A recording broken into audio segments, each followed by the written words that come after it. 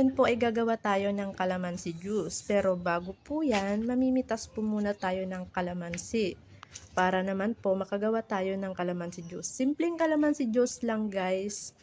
Medyo masakit po kasi yung lalamunan ko, kaya naman gagawa po ako ng kalamansi juice. Tara guys, samahan nyo ako.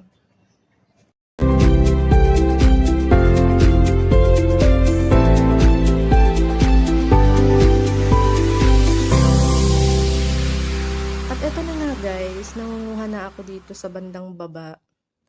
Kasi guys, hindi naman na masyadong maraming bunga ngayon. Hindi siya katulad dati, na sobrang dami. Nabubulok lang siya, nagsisilaglagan. Siguro kasi patapos na siya. Tapos na yung buwan ng pagbubunga niya, yung pamumunga niya. Nagpapaalam na siya guys. Pero okay lang guys, tiyaga-tiyaga lang sa pagkuha. At least kahit papano meron pa rin. O ayan na nga guys, yung nakuha ko. Okay na rin yan, gagawa na ako ng juice.